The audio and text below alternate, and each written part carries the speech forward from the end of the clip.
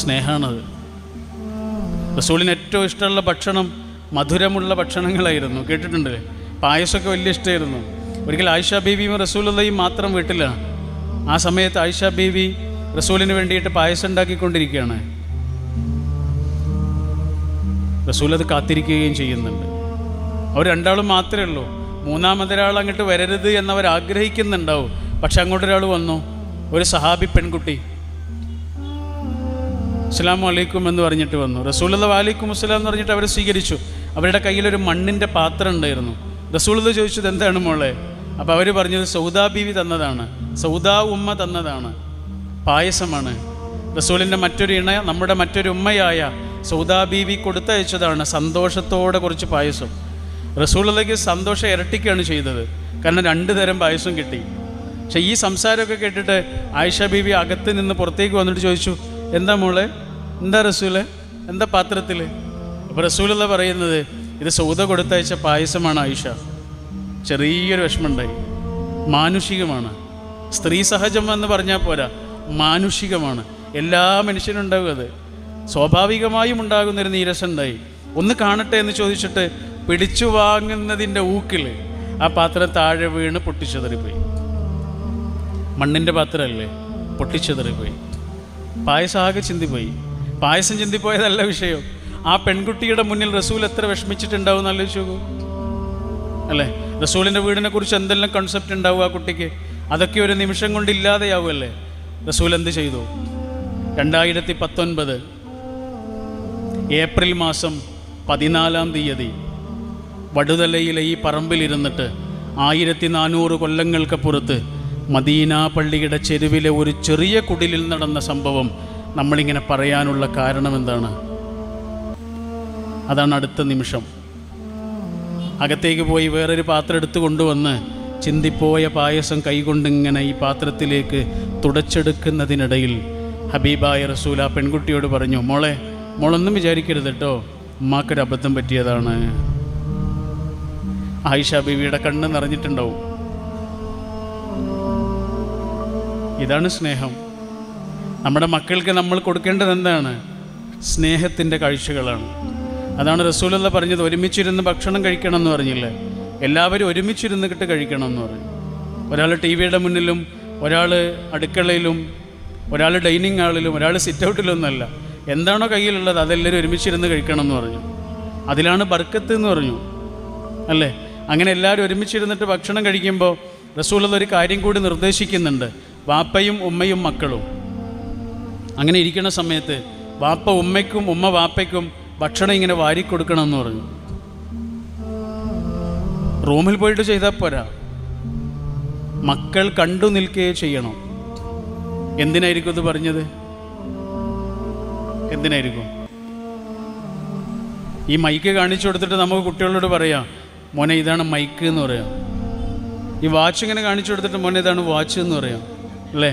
എന്നാൽ ലോകത്ത് ഏതെങ്കിലും ഒരു സാധനം കാണിച്ചു കൊടുത്തിട്ട് മോനെ ഇതാണ് സ്നേഹം എന്ന് പറഞ്ഞു കൊടുക്കാൻ കഴിയുമോ? കഴിയില്ലല്ലോ. പിന്നെ എങ്ങനെയാണ് ഈ കുട്ടികൾ സ്നേഹം എന്താണെന്ന് അറിയേണ്ടതും പഠിക്കേണ്ടതും? സ്നേഹിക്കുന്നവരിൽ നിന്നാണ്, സ്നേഹിക്കുന്നവരുടെ കാഴ്ചകളിൽ നിന്നാണ്. നമ്മളൊരു നാട്ടിലേക്ക് എത്തിയിട്ട് അവിടെ നല്ല ഭക്ഷണമൊന്നും കിട്ടിയിട്ടില്ലെങ്കിൽ നമ്മൾ എന്ത് ചെയ്യും? നമുക്കാണെങ്കിൽ നല്ല വിശപ്പുണ്ട്, എരിപൊരി കൊള്ളുന്ന വിശപ്പുള്ള സമയത്ത് നല്ല ഭക്ഷണം കിട്ടിയിട്ടില്ലെങ്കിൽ നമ്മൾ കിട്ടുന്ന ഭക്ഷണം കഴിക്കും അല്ലേ? കഴിക്കൂല്ലേ? കഴിക്കും. നല്ല സ്നേഹം കിട്ടിയിട്ടില്ലെങ്കിലോ? കിട്ടുന്ന സ്നേഹം മനുഷ്യർ ആസ്വദിക്കാൻ തുടങ്ങും. അത്രയേ ഉള്ളൂ. സ്നേഹം എന്താണ് എന്ന് നമ്മളെ മക്കൾ അറിയേണ്ടത് നമ്മുടെ വീടിനകത്ത് നിന്നാണ്. അവർ കണ്ട ഏറ്റവും നല്ല പ്രണയകഥ അവർ കണ്ട ഏതെങ്കിലും സിനിമയിലോ നാടകത്തിലോ സീരിയലിലോ നോവലിലോ ഒന്നുമല്ല, ഈ വാപ്പയുടെയും ഉമ്മയുടെയും ജീവിതത്തിലാണ്. ആ അർത്ഥത്തിലുള്ള മെൻ്റൽ സെക്യൂരിറ്റിയാണ് നമ്മുടെ കുട്ടികൾക്ക് നമുക്ക് നൽകാവുന്ന ഏറ്റവും മഹത്തായ കർമ്മം എന്ന് പറയുന്നത്. രക്ഷിതാവ് എന്നാണ് നമ്മൾ പറയുക. നമ്മുടെ രക്ഷിതാവ് ആരാണെന്ന് വെച്ചാൽ നമ്മളെന്താ പറയുക? അള്ളാഹു ആണെന്ന് പറയുക അല്ലേ? നമ്മുടെ കുട്ടിയെ സ്കൂളിൽ ചേർത്തുമ്പോൾ രക്ഷിതാവ് എന്ന് പറഞ്ഞിരുന്ന കോളത്തിൽ നമ്മൾ ആരുടെ പേര് എഴുതുക? അള്ളാഹുവിൻ്റെ പേരല്ല എഴുതുക, നമ്മുടെ പേരാണ് എഴുതുക. രക്ഷിതാവ്, രക്ഷാകർത്തൃത്വം എന്ന് പറയുന്നത് പടച്ചവൻ നമ്മളോട് ചെയ്യുന്ന ഒന്നാണ്. പടച്ചവൻ നമ്മളോട് നിർവഹിക്കുന്ന കർമ്മമാണ്. ബാധ്യതയായി നമ്മളതിൽ നിന്നൊരംശം എടുക്കുന്നത്. അല്ലേ? അപ്പോൾ ഒരു നല്ല രക്ഷിതാവ് എങ്ങനെയാകണം എന്നതിൻ്റെ ഏറ്റവും നല്ല പാഠം അള്ളാഹു നമ്മളോട് എങ്ങനെ പെരുമാറുന്നു എന്ന് നോക്കിയാൽ മതി. ഏറ്റവും നല്ല മാതൃക അതാണ്. അതിലേറ്റവും നല്ല പാഠങ്ങളിൽ ഒന്നെന്താണ്? അള്ളാഹു നമ്മളോട് പലപ്പോഴും നോ എന്ന് പറയുന്നു എന്നുള്ളതാണ്. എപ്പോഴും എസ് എന്നല്ല പറയണേ. ടാഗോറിൻ്റെ ഒരു കവിതയുണ്ട്, എൻ്റെ ദൈവമേ, 1000 കാര്യങ്ങൾ ഞാൻ നിന്നോട് ചോദിച്ചു, അതിലധികവും എനിക്ക് നൽകാതെ നീ എന്നെ കാത്തു രക്ഷിച്ചു. അങ്ങനെയാണ്. 1000 കാര്യങ്ങൾ ഞാൻ നിന്നോട് ചോദിച്ചു, അതിൽ പലതും നീ എനിക്ക് തന്നില്ല, അങ്ങനെ തരാതെ നീ എന്നെ കാത്തു രക്ഷിച്ചു.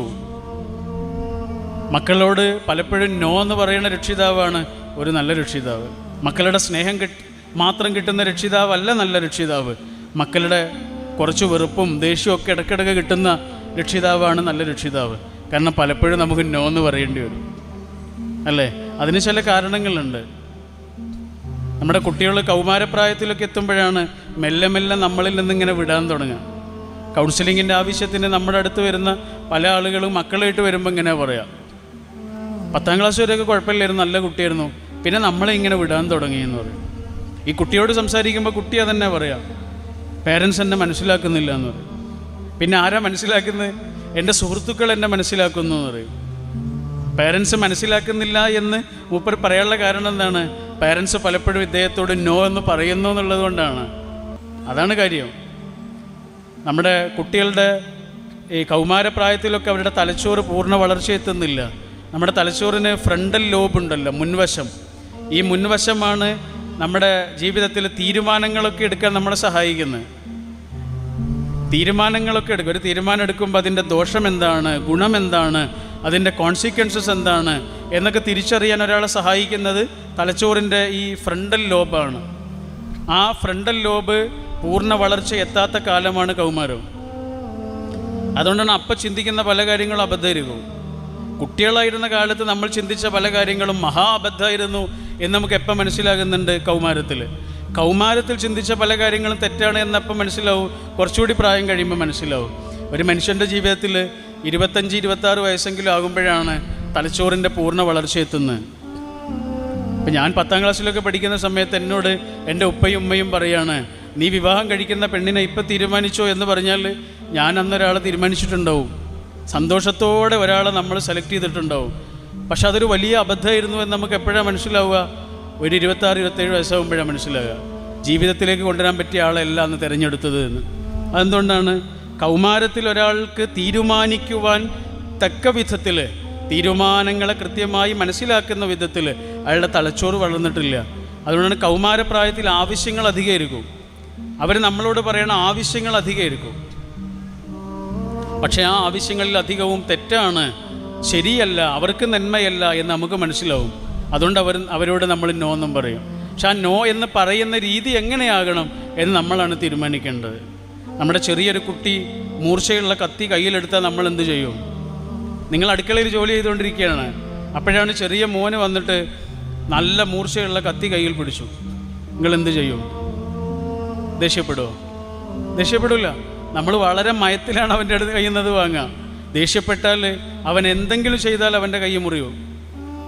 അതുകൊണ്ട് പിടിച്ചു വാങ്ങുന്ന വിധത്തിൽ പോലുമല്ലാതെ വളരെ തന്ത്രപൂർവമാണ് ആ കയ്യുന്നത് വാങ്ങുക, അല്ലേ? ഈ മൂർച്ചയുള്ള കത്തി നമ്മുടെ കുട്ടിയുടെ കയ്യിൽ ഏതു പ്രായത്തിലും വന്നേക്കാം. അത് ചിലപ്പോൾ കത്തിയാകണമെന്നില്ല, തെറ്റായ ശീലങ്ങളാകാം, തെറ്റായ സൗഹൃദങ്ങളാകാം, തെറ്റായ പ്രവർത്തനങ്ങളാകാം, തെറ്റായ കൂട്ടുകെട്ടുകളാകാം, എന്തും ആവാം. അതിൽ നിന്ന് അവനെ പിടിച്ചു മാറ്റേണ്ടത് എങ്ങനെയാണ്? കുഞ്ഞിക്കാലടി ഓരടി തെറ്റുമ്പോൾ കൈ തന്ന് കൂടെ വന്നു എന്ന് നമ്മളെക്കുറിച്ച് നമ്മുടെ കുട്ടിക്ക് എന്നും പറയാൻ കഴിയുന്ന വിധത്തിൽ അവൻ്റെ കൂടെ നിൽക്കണം. കാലൊക്കെ ചിലപ്പോൾ തെറ്റിപ്പോവും. അവൻ്റെ നടപ്പാതയിലുള്ള അവൻ്റെ യാത്ര പലപ്പോഴും തെന്നിപ്പോവും. അപ്പോഴേക്ക് അവനെങ്ങനെ പിടിച്ചു കൊണ്ടുപോവുക? രക്ഷാപൂർവം അവൻ്റെ കൂടെ നിൽക്കുക എന്ന കർത്തൃത്വമാണ് രക്ഷാകർത്തൃത്വം. ആ വിധത്തിൽ ജീവിതം മനോഹരമാകണം. നമ്മുടെ കുട്ടികൾക്ക് നമ്മളെക്കുറിച്ച് ഓർക്കാനുള്ള നല്ല കഥകളുണ്ടാകണം. ഞാനെൻ്റെ വാക്കുകൾ അവസാനിപ്പിക്കുന്നു. നമ്മൾ നേരത്തെ പറഞ്ഞു, നമ്മൾ പറഞ്ഞ കാര്യങ്ങളൊക്കെ അവർ മറന്നുപോകും, ചെയ്ത കാര്യങ്ങൾ ബാക്കിയാവുകയും ചെയ്യും. ഞാൻ ചെറിയൊരു കർമ്മം, ഒരു ചെറിയൊരു ആക്ടിവിറ്റി നിങ്ങളോട് നിർദ്ദേശിക്കുകയാണ്. ഇങ്ങനെ ഒരു ഉച്ച സമയമായതുകൊണ്ട് എല്ലാവരും വിശപ്പിൻ്റെ ഒക്കെ സമയമാണ്. അതുകൊണ്ട് പ്രസംഗങ്ങൾക്ക് പറ്റിയൊരു സമയമല്ലാത്തത് കൊണ്ടാണ് ചെറിയൊരു കാര്യം ഞാൻ പറയുന്നത് പോലെ നിങ്ങൾ ചെയ്താൽ മതി. റെഡിയല്ലേ? അല്ലേ? നിങ്ങളെ ഈ പെരുവരിലൊന്നും ഇങ്ങനെ ഉയർത്തുമോ എല്ലാവരും? എന്നിട്ട് എന്നെ തന്നെ നോക്കണം, ഞാൻ ചെയ്യുന്നത് പോലെ തന്നെ ചെയ്യണം. ഈ വിരൽ നെറ്റിയിൽ വെക്കും, ഇങ്ങടെ മൂക്കിൽ, കവിളിൽ, ചുണ്ടിൽ, പിന്നെ നെറ്റിയിൽ, മൂക്കിൽ, കണ്ണിൽ.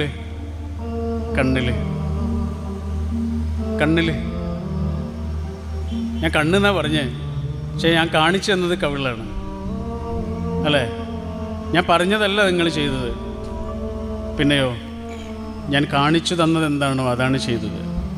ഞാൻ നിങ്ങളോട് പറഞ്ഞത് പെരുവിരൽ എന്നാണ്. ഇതിൻ്റെ പേര് പെരുവിരലല്ല, ഇതാണ് പെരുവിരൽ, അല്ലേ? പെരുവിരലാണെന്നാണ് ഞാൻ പറഞ്ഞതെങ്കിലും ഞാൻ നിങ്ങൾക്ക് കാണിച്ചു തന്നത് ചൂണ്ടുവിരലാണ്. ഇത്രയേ ഉള്ളൂ. നമ്മൾ പറയണതൊക്കെ മനസ്സിൽ നിന്ന് മാഞ്ഞു പോകും. പിന്നെയോ, നമ്മൾ ചെയ്ത് കാണിച്ചത് മാതൃകകളായി അവിടെ നിലനിൽക്കുകയും ചെയ്യും. അതുകൊണ്ട് കുട്ടികളുടെ മനസ്സിൽ ഇങ്ങനെയുള്ള കുഞ്ഞു കുഞ്ഞു ഓർമ്മകൾ ബാക്കിയാവുക എന്നുള്ളത്, അവർക്ക് മാപ്പ് കൊടുക്കണം, അവരെ വിശ്വാസത്തിലെടുക്കണം, അവരിങ്ങനെ ചേർത്ത് പിടിക്കണം. ഓരോ പ്രായത്തിലും ഓരോ വിധത്തിലുള്ള സ്പർശം ആഗ്രഹിക്കുന്നുണ്ട് കുട്ടികൾ. ഒരു സംഭവം വായിച്ചു. ഒരു ആശുപത്രിയിൽ ഒരു പ്രസവം നടന്നു. ആ കുട്ടിക്ക് നല്ല പനിയാണ്. ആശുപത്രിയിൽ ഇൻക്യുബേറ്റർ ഇല്ല. അതുകൊണ്ട് താലൂക്ക് ആശുപത്രിയിൽ നിന്ന് ജില്ലാ ആശുപത്രിയിലേക്ക് മാറ്റി. പക്ഷെ അവിടെയും ഇൻക്യുബേറ്റർ കേടായതുകൊണ്ട് കുട്ടിക്ക് കലശലായ പനിയുമാണ്. ആ രാത്രി പിന്നെ എങ്ങോട്ടും പോകാൻ കഴിയില്ല. യാതൊരു നിവൃത്തിയില്ലാത്തത് കൊണ്ട് ഹെഡ് നഴ്സ് ഈ കുട്ടിയുടെ അമ്മയോട് പറയുകയാണ്, പ്രസവിച്ച് കിടക്കുന്ന കുട്ടിയാണ്. ആ അമ്മയോട് വന്നിട്ട് ഹെഡ് നഴ്സ് പറഞ്ഞു, ഇൻക്യുബേറ്റർ ഇല്ല, ആകെ ഒരു കാര്യം ചെയ്യാനുള്ളൂ, അമ്മ കുട്ടിയെ കെട്ടിപ്പിടിച്ച് കിടക്കുകയെന്ന്. നന്നായി പുതച്ചു കൊടുത്ത് കെട്ടിപ്പിടിച്ച് കിടക്കുക. ആ അമ്മ സന്തോഷപൂർവ്വം അത് സ്വീകരിച്ചു. അങ്ങനെ രാത്രി മുഴുവൻ ആ കുട്ടിയെ കെട്ടിപ്പിടിച്ച് കിടന്നു. പിറ്റേന്ന് രാവിലെ ആയപ്പോഴേക്ക് ആ പനിയുടെ അളവ് കുറഞ്ഞിരുന്നു. 3-4 ദിവസം കൊണ്ട് കുട്ടിയുടെ പനി മാറി. നടന്നൊരു കാര്യമാണ്. ഒറ്റ സ്പർശമാണ്. തൊടുക എന്ന് പറയുന്നത് ചെറിയ കാര്യമൊന്നുമല്ല. 2 തരത്തിലുള്ള ദാഹമുണ്ട് മനുഷ്യന്. അത് ചെറിയ കുട്ടിയാണെങ്കിലും വലിയ ആളാണെങ്കിലും. ഒന്ന് ഭക്ഷണത്തിനുള്ള വിശപ്പാണ്, ഫുഡ് ഹംഗ്രിയാണ്. മറ്റൊന്ന് ടച്ച് ഹംഗ്രിയാണ്, തൊടാനുള്ള ആഗ്രഹമാണ്. അത് ചെറിയ കാര്യമല്ലല്ലോ. ഗൾഫിൽ വെച്ച് മരിച്ചുപോയ, അപകടത്തിൽപ്പെട്ട് മരിച്ചുപോയ നമ്മുടെ സുഹൃത്തിൻ്റെ വീട്ടിലേക്ക് ചെന്നതായിരുന്നു. അപ്പോൾ ഒരു ചെറിയ കുട്ടിയുണ്ട്, വലിയ കുപ്പായിട്ട് നടക്കുന്നത്. അപ്പോൾ നമ്മുടെ കൂട്ടത്തിൽ ആരോ ചോദിച്ചു, ഇത് ആരുടെ കുട്ടിയാണ്? ഇത് അവൻ്റെ കുട്ടിയാണ്, മരിച്ചവൻ്റെ കുട്ടിയാണ്. ആ വാപ്പയുടെ കുപ്പായിട്ടിട്ടാണ് കുട്ടി നടക്കുന്നത്. ആ വാപ്പയുടെ ചൂരുമുള്ള കുപ്പായിട്ടിട്ട് നടക്കുകയാണ്. കാരണം വാപ്പനി വരൂല. ആ സത്യം അവൻ തിരിച്ചറിഞ്ഞു. അതുകൊണ്ട് ആ കുപ്പായ അവന് വരൂല. കളിക്കുമ്പോഴും കിടക്കുമ്പോഴും ഭക്ഷണം കഴിക്കുമ്പോഴും ഉറങ്ങുമ്പോഴും ഒക്കെ അവൻ ആ കുപ്പായിട്ടുണ്ട് നടക്കുകയാണ്.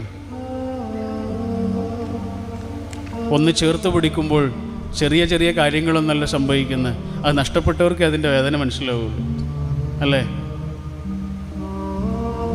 കഴിഞ്ഞ ദിവസം ഉമ്മയുടെയും ഉപ്പയുടെയും ഖബറിൻ്റെ അടുത്തേക്ക് പോയി. എൻ്റെ ഉമ്മയും ഉപ്പയും മരിച്ചതാണ്. ഉമ്മയുടെ ഉപ്പയുടെയും ഖബറിൻ്റെ അടുത്ത് ഇങ്ങനെ ചെന്നപ്പോൾ വെറുതെ ആലോചിച്ചതാണ്, ചീത്ത പറയാനെങ്കിൽ അവരൊന്നുണ്ടായിരുന്നെങ്കിൽ എത്ര നന്നായിരുന്നു. ചീത്തയൊന്നും വല്ലാതെ പറയാറില്ല, എന്നാലും ചീത്ത പറയാനെങ്കിൽ അവരൊന്ന് അടുത്തുണ്ടായിരുന്നെങ്കിൽ എത്ര നന്നായിരുന്നു.